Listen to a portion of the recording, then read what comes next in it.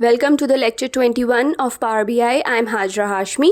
Today we will discuss filter function. Filter function returns a table that represent a subset of another table or expression. इसका syntax कुछ इस तरह है: equals to filter, table and filter expression. Table to be filtered, उसकी value लिखनी है, और filter expression is a boolean true and false filter expression to be evaluated for each row of the table. One great example is that you can actually integrate measures into your filter expressions. Like for example, यहाँ पे दिया हुआ है product price is greater than overall average price, which is a measure. और इसमें यह है कि कैलकुलेट से ज़्यादा फ़िल्टर जो है वो फ़िल्टर एक्सप्रेशंस अपने कैलकुलेट कर सकता है. It's going row by row and chopping out any row that don't meet the filter expression. If the filter expression is true, then the row is preserved. Otherwise, it returns a 0. It is basically producing a new table as a subset of the original table based on whatever filter expression you are using. Important thing to note here, filter is used to add new filter context and can handle more complex filter expressions than calculate. Since filter returns an entire table, it's almost always used as an input to other functions like calculate or sumx. Here's a pro tip for you that since filter iterates through each row in a table, regardless of the size of the table, it can be slow and processor intensive. So don't use filter if a calculate function will accomplish the same thing. Now let's see this function on Power BI desktop. मेरे पास पुरानी वाली ही report open है यहाँ पे, और जो है इसमें मैं चाह रही हूँ कि हाई टिकट ऑर्डर्स जो हैं उनको कैलकुलेट करूँ, उनको मेजर करूँ. तो मैं अपना एक न्यू मेजर बनाती हूँ और उनमें मैं उसका नाम लिख रही हूँ हाई टिकट ऑर्डर्स, जिसमें मुझे पता चल जाए कि जिनकी प्राइस ज़्यादा है एवरेज से. ओवरऑल एवरेज मैंने एक मेजर बनाया था अपने पिछले वाले लेक्चर में, तो उससे अगर ज़्यादा है तो वो कैलकुलेट होके मेरे पास आ जाएं. तो कैलकुलेट में मैंने टोटल ऑर्डर्स दिया है कॉमा करके. अब अगर मैं ये भी दिखाना चाह रही हूँ कैलकुलेट की क्या लिमिटेशन है. अब इसमें मैं जो हूँ प्रोडक्ट प्राइस मैंने सेलेक्ट की है और मैं लिख रही हूँ कि greater than overall average price, ये मेरा मेजर है. जब मैंने इसको एंटर किया तो मेरे पास ये एरर आया है. ये एरर बता रहा है a function place holder has been used in a true false expression. तो इस एरर का वैसे मतलब ये है कि मेजर जो है वो कैलकुलेट में डायरेक्टली नहीं यूज़ कर सकते. मुझे वैल्यू पता है 714.44 ओवरऑल एवरेज प्राइस है, उसको मैंने ऐड कर दिया. तो ये मेरी फ़िल्टर एक्सप्रेशन जो है कैलकुलेट ने कैलकुलेट कर दी है और मेरे पास इसके रिज़ल्ट्स आ गए हैं. मैंने इसको ड्रैग करके अपने टेबल में भी शो कर दिया है. अब इसकी जगह अगर मैं फ़िल्टर को यूज़ करूं, फ़िल्टर मैं लिखती हूं और फिर यहाँ पे सबसे पहले मैंने टेबल मेंशन करना है अपना ABC प्रोडक्ट्स और कॉमा करके. अब मैं इसको वही एक्सप्रेशन दूंगी जो मैं पहले कैलकुलेट को दे रही थी, ABC प्रोडक्ट प्राइस और ग्रेटर देन. अब ये क्या करेगा, ये एक एक रो को कैलकुलेट करेगा, फ़िल्टर करेगा, और जो फ़िल्टर इसकी ट्रू होंगी उसको प्रिजर्व करता रहेगा और उसको आगे कैलकुलेट करके रिज़ल्ट दे देगा. तो इसने ये कैलकुलेट करके यही वैल्यू इसने दे दी. अब हम देखते हैं iterator functions. Iterator or X functions allow you to loop through the same calculation or expression on each row of a table and then apply some sort of aggregation to the result like sum, max, etc. This is the syntax of iterator function. SumX bracket table expression. Like SumX जो है और भी aggregation functions हैं like countX, averageX, rankX, max, minX.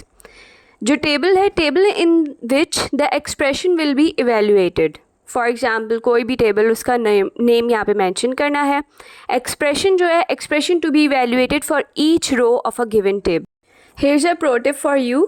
Imagine the function adding a temporary new column to the table, calculating the value in each row based on the expression, and then applying the aggregation to that new column like sum, product, etc.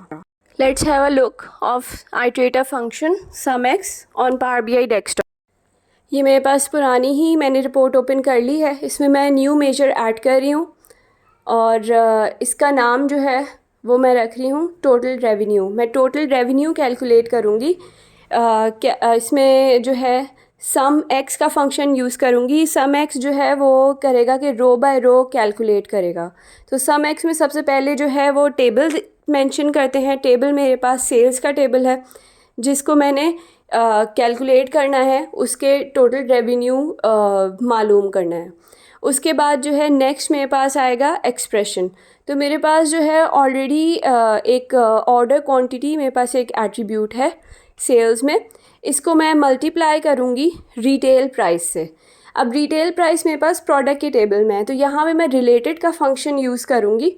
Related के function से मैंने वो product price जो है वो उठाई है और उसको मल्टीप्लाई कर रही हूँ मैं ऑर्डर क्वांटिटी से और ABC सेल्स के टेबल में। तो ये सम एक्स जो है ये करता है कि रो बाय रो कैलकुलेट करता है। अब यहाँ पे मैं इसको ड्रैग कर लेती हूँ। यहाँ पे जितने भी रिडंडेंट कॉलम्स हैं उनको मैंने हटा दिया और उसके बाद मैंने अपने जो मेरा अभी मेजर है उसको मैंने पुट किया है। तो टोटल रेवेन्यू ये मेरे पास नज़र आ रहा है। इसको जो है इसको डॉलर में मैंने कन्वर्ट कर दिया करेंसी, और इसका जो है डेसिमल मैंने 2 डेसिमल पॉइंट्स इसको मेंशन कर दिए हैं।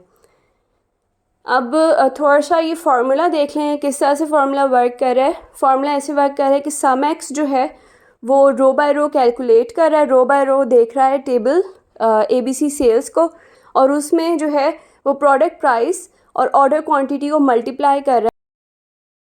Now let's talk about time intelligence formulas. Time intelligence functions allows you to easily calculate common time comparisons. सबसे पहले हम देखते हैं परफॉर्मेंस टू डेट को। ये कैलकुलेट करता है मेजर। यहाँ पे मेजर में आप टोटल ऑर्डर्स रख सकते हैं, रेवेन्यू रख सकते हैं, रिटर्न प्रॉफिट रख सकते हैं, इट्स अप टू यू। उसके बाद जो है डेट, सिस्टम की डेट, और उसके बाद जो है कैलेंडर, जो आपकी डेट स्पेसिफिक है उसको मेंशन करना होता है। Here dates YTD calculates a year to date total, or you can swap it with the variations. Like for month you can use dates MTD, and for quarters you can use dates QTD. Next we will talk about the previous period, जिसमें हम calculate कर रहे होते हैं कोई भी major को। इसमें ऑर्डर्स हो गया, प्रॉफिट हो गया, रेवेन्यू हो गया, यू कैन ऐड एनीथिंग। उसके बाद हम डेट ऐड का फंक्शन यूज़ करते हैं और पॉइंट करते हैं कैलेंडर की डेट को। उसके बाद 2 और एट्रीब्यूट्स आते हैं इसमें, select an interval, day, month, quarter और year, and the number of intervals to compare, that is previous month, rolling 10 days. In this example जहाँ पे मैंने -1 यूज़ किया हुआ है उसमें ये प्रीवियस मंथ को कैलकुलेट कर रहा है। जो भी मेजर है मेरा उसकी कोई भी जो वैल्यू है वो प्रीवियस मंथ के रिलेटेड वो कैलकुलेट करके लेके आ रहा है। Now next is running total, जो कि कैलकुलेट कर रहा है आपके मेजर को, and dates in period use कर रहा है। और इसमें एक एडिशनल एट्रीब्यूट है मैक्स का। मैक्स जो है वो आपने कैलेंडर की डेट को आपने पॉइंट करना है, और मैक्सिमम जो डेट है आपकी वो ये लेके आ रहा है। उसके बाद जो है वही नंबर ऑफ़ इंटरवल्स और टाइप ऑफ इंटरवल्स लास्ट के 2 एट्रीब्यूट्स हैं। Here's a little pro tip that you can use running total to calculate a moving average. Use the running total calculation above and divide by the number of intervals. Now let's see कि किस तरह से हम इनको use करते हैं power BI desktop में। Power BI desktop को मैंने ओपन किया है और यहाँ पे मैं जो हूँ मेरे पास टोटल रेवेन्यू मैंने ऑलरेडी कैलकुलेट किया हुआ था। मेरे पास कैलेंडर में कि स्टार्ट ऑफ मंथ मैंने मेजर बनाया हुआ है, उसके अकॉर्डिंग मैं अपना ये देखना चाह रही हूँ टोटल रेवेन्यू और जितने भी मैं इसमें मेजर्स बनाऊँगी। तो जो है इसकी मैंने हायरार्की ख़त्म कर दी स्टार्ट ऑफ मंथ की। तो मेरे पास स्टार्ट ऑफ मंथ आ गई है डेट, और जो है वो टोटल रेवेन्यू आ गया है। अब मैंने एक न्यू मेजर बनाना है ईयर टू डेट रेवेन्यू के नाम से, YTD रेवेन्यू के नाम से मैं एक मेजर बना रही हूँ, और इसको इक्वल्स टू करके मैं कैलकुलेट का फंक्शन इसमें लिखूँगी। और मेरे पास जो है जो मेजर है वो टोटल रेवेन्यू है, ऑलरेडी बना हुआ है। और उसके बाद जो है मैं इसमें जो है कैलेंडर लुकअप का जो मेरा टेबल है उसको मैंने पॉइंट कर दिया है। तो मेरे पास जो है ये यहाँ पे जो YTD रेवेन्यू है ईयर टू डेट वो मेरे पास मेजर बन चुका है। इसको मैंने ड्रैग किया अपने विजुअल में और इसमें मैं इसको ऑब्ज़र्व करूँगी टोटल रेवेन्यू के अगेंस्ट कि किस तरह की इसकी इंफॉर्मेशन है। ईयर टू डेट जो है इसने टोटल रेवेन्यू कैलकुलेट कर लिया है और जो है यहाँ पे इसने मुझे शो कर दिया है। अब नेक्स्ट जो हमारे टाइम इंटेलिजेंस फंक्शंस हैं उनको देखते हैं। तो मेरे पास जो है नेक्स्ट है प्रीवियस मंथ के नाम से है जो न्यू मेजर मैं अपना बनाऊंगी। तो प्रीवियस मंथ को मैं कैलकुलेट करूंगी उसके रेवेन्यू को, उसको मैंने कैलकुलेट यूज़ किया और उसके बाद मैंने एक्सप्रेशन में अपना टोटल रेवेन्यू ही रखना है। उसके बाद जो हमारा जो चेंज है इसमें वो ये है कि डेट ऐड का फंक्शन यूज़ करेगा ये। और डेट ऐड में मैंने इसको पॉइंट करना है हमारी जो डेट है, डेट के लुकअप पे, और मुझे कौन से मंथ का चाहिए। तो मुझे प्रीवियस मंथ का चाहिए तो मैं इसको -1 दूंगी और मंथ मैंने इसको डे टाइप बता दी है। तो मंथ मेरी डे टाइप है। इसको जब मैंने ड्रैग किया अपने प्रीवियस मंथ रेवेन्यू को तो ये मेरे पास फर्स्ट इसने शो किया है कि एम्प्टी है क्योंकि प्रीवियस नहीं है। उसके बाद इसने previous month 1 month back revenue जितना भी है वो मुझे शो करता गया है ये। तो ये काफ़ी अच्छे टाइम इंटेलिजेंस फंक्शंस हैं। लास्ट हमारा जो था उसको हम देख लेते हैं, रेवेन्यू टारगेट। अच्छा, यहाँ पे मैंने एक नया मेजर बना रही हूँ मैं रेवेन्यू टारगेट के नाम से, जिसमें मैं प्रीवियस मंथ रेवेन्यू को कैलकुलेट करूँगी, मल्टीप्लाई करूँगी 110 जो मेरे पास परसेंट है उससे, मतलब उतना ही होना चाहिए, मेरा टारगेट ये है।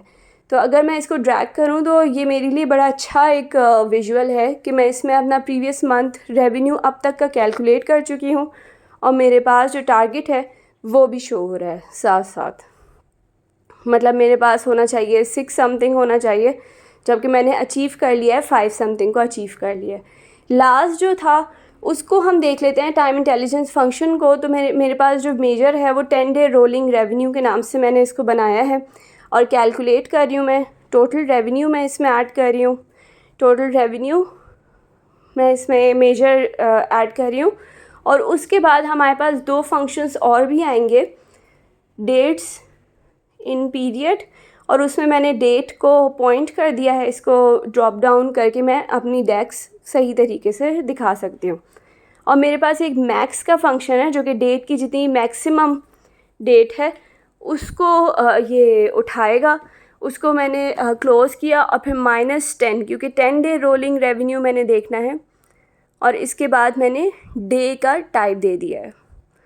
तो यहाँ पे मैं ब्रैकेट बंद कर देती हूँ और इसका रिज़ल्ट देखते हैं क्या रिज़ल्ट है। इसको ड्रैग करते हैं अपने विजुअल में और ये मेरे पास जो है 10 डे रोलिंग रेवेन्यू नज़र आ रहा है।